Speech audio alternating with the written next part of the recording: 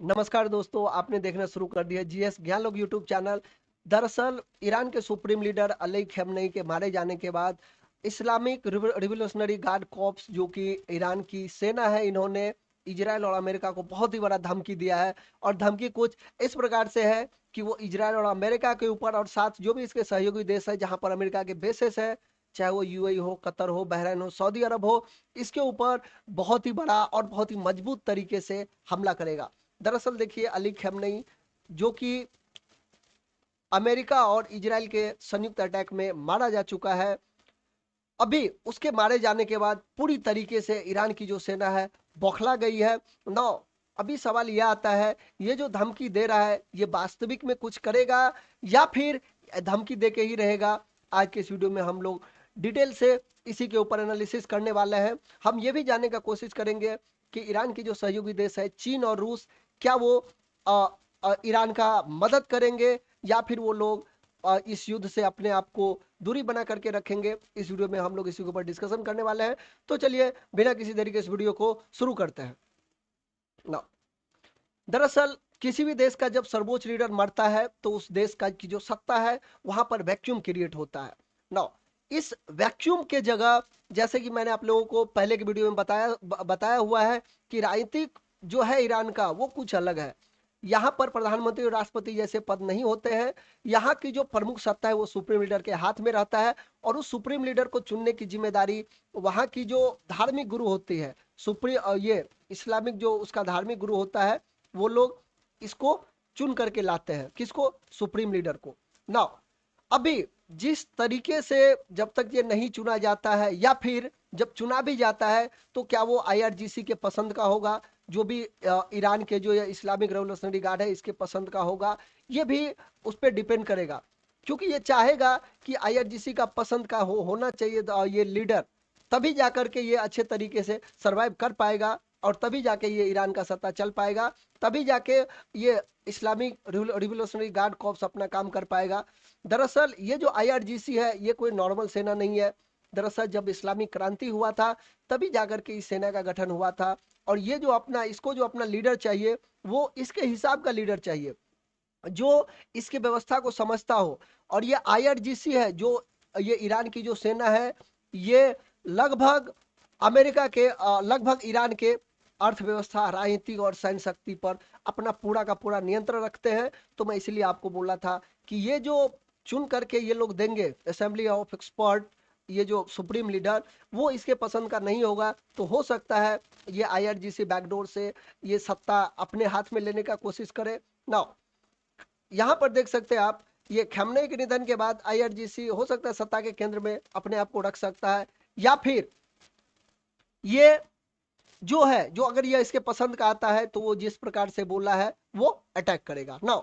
जब वो अटैक करेगा तो वो किस प्रकार से करेगा, कौन कौन इसके साथ आएगा, इसको समझने के लिए आपको समझना होगा कि ईरान ने कुछ अपना प्रॉक्सी बना के रखा है। जैसे अगर मैं आपको बताऊं तो ये लेबनान में हिजबुल्ला को रखा है, गाजा में हमास है इसके पास, यमन में हौती है, सीरिया में इसके पास शिया मलेशिया है। और हिजबुल्ला के भी मिसाइल, हिजबुल्ला सब जैसे आपको पता है इसका इसको उन्होंने मिसाइल लॉन्चर्स भी दे के रखा है ना। ईरान क्या करेगा, अभी इस सबको एक्टिवेट करेगा। एक्टिवेट किस लिए करेगा कि ये इजराइल पर बम फेंको, यूएई पर मारो, बहरीन पे मारो, कुवैत पे मारो, मतलब जहां मार सकते हो वहां पर बम मारो। ये लोग अभी ये ईरान अभी सबको एक्टिवेट करेगा ना। जब भी आप ईरान का बात करते हैं तो ईरान दूसरे अरब देश जैसा नहीं है। जैसा कि आप लोग समझते होंगे कि ईरान तो ये मिडिल ईस्ट में जो भी देश है ये तो अमेरिका पर ही निर्भर रहता है। लगभग हर एक देश में अमेरिका बेसिस है, अमेरिका का बेसिस है। दरअसल अमेरिका तो इसी बात से चिढ़ रहा है कि हर एक जगह उसका बेसिस है, बट ईरान में नहीं है। ईरान नॉर्मल देश जैसा नहीं है, जैसा आपको सऊदी अरब मिल जाएगा, यूएई मिल जाएगा, कतर बहरीन मिल जाएगा, ऐसा नहीं है ईरान। ईरान एक सर्वोच्च शक्तिशाली देश है, वो अपना रक्षा स्वयं करता है नौ। इसीलिए ईरान का जब भी आप बात करते हैं लड़ने का तो दुनिया में जो भी मिडिल ईस्ट का देश है वो कोई भी अमेरिका के सामने दरअसल डट के खड़ा नहीं होता है। ईरान शुरू से ही खड़ा होता है। क्यों? क्योंकि ईरान के पास कैपेबिलिटी है। ये देखिए उसके मिसाइल का जखीरा। दरअसल ईरान बहुत सारे ब्लास्टिक ब्लास्टिक मिसाइल बना करके रखे हैं, ड्रोन बना करके रखे हैं। इन्होंने ड्रोन तो इतना बनाया कि इन्होंने रसिया को भी दिया युद्ध लड़ने के लिए। किसके साथ? तो ये यूक्रेन के साथ। आने वाले आगे के सेशन में हम आपको ये भी बताएंगे ना। तो इसके पास जो बैलिस्टिक मिसाइल सबका जो जखीरा है, कहाँ वो क्या करेगा, इसका मारेगा ना उससे। तो इससे भी वो हमला कर सकता है। वो जैसे अमेरिका के बेस है, जो कतर में है उसका अल उदैद बेस है, जैसे यूएई में है, बहरीन में है, सऊदी अरब में है, इस सब पर वो सीधे सीधे सीधे मिसाइल फायर कर सकता है ना। एक काम और कर सकता है ईरान। हो सकता है कि ईरान का ये परमाणु जो है, परमाणु बम बनाने का मिशन, वो कहाँ तक पहुंचा हम आप बहुत कम जानते हैं। बहुत कम ही इसके बारे में जानकारी है, क्योंकि जस्ट कुछ दिन पहले भी अमेरिका और इजराइल ने मिल करके ईरान के जो परमाणु संयंत्र जैसे नातांज है वहां पर ये ऑपरेशन कैरी आउट किया था। तो हो सकता है कि अगर उसके पास ऐसा कुछ हो कि वो जितना बहुत जल्दी ये अपना परमाणु बम बना सके, तो वो एनपीटी से बाहर निकल करके अपना एटम बम बना लेगा जल्दी। ऐसा भी वो कुछ करने का काम कर सकता है, एनपीटी से बाहर निकल के अपना एटम बम बनाने पर फोकस करेगा। और क्या कर सकता है, तीसरा, महाशक्तियों का रुख कर सकता है। जैसे कि मैंने आपको बताया कि ईरान की जो दोस्ती है वो रूस, चीन जैसे महाशक्तिशाली देश उसके करीबी सहयोगी रहे हैं। क्या ये देश ईरान के साथ आएंगे इस युद्ध में, या फिर दूर से ही इस युद्ध को देखेंगे, ये आने वाले टाइम में आपको पता चलेगा। अभी के लिए तो ये बस इतना है कि रूस रूस यूक्रेन के साथ युद्ध में फंसे हुए हैं। पिछले लगभग ढाई ढाई 3 वर्षों से लगभग वो यूक्रेन के युद्ध में फंसे हुए हैं। ईरान ने रूस को सही ड्रोन जैसे और मिसाइलें भी दिया हुआ था इस वो लड़ने के लिए, और बदले में रूस ने ईरान को Su-57 दिया था, सॉरी Su-35, और वायु रक्षा प्रणाली S-400 भी उसको देने वाला है अभी। तो मुझे जहां तक लगता है कि रूस डायरेक्टली इस युद्ध में शामिल वो होने की संभावना रूस का बहुत ही कम है, क्योंकि वो पहले से यूक्रेन में फंसा हुआ है। और वो ईरान को वो सिर्फ राजनयिक समर्थन देगा, खुफिया जानकारी दे सकता है, हथियार दे सकता है, बट सीधे सीधे अपनी जो सेना है वो नहीं उतारेगा। मुझे जहां तक लगता है वो अपना सीधा सेना ईरान में नहीं उतारेगा। बात करते हैं आप चीन का, तो चीन बहुत ही शातिर देश है दुनिया में। वो अपने जरूरत के हिसाब से सबका इस्तेमाल करता है। चीन जो है वो आर्थिक दृष्टि से इसको देखेगा। चीन आर्थिक दृष्टि से अपना विकास चाहेगा। चीन ईरान का बहुत ही बड़ा तेल खरीदने वाला देश है। उन्होंने ईरान के साथ 400 बिलियन डॉलर का 25 वर्ष में तेल खरीदने का समझौता करके रखा है। अगर चीन इस युद्ध में शामिल होता है तो ऑब्वियसली इस पे बिल्कुल इम्पैक्ट पड़ेगा।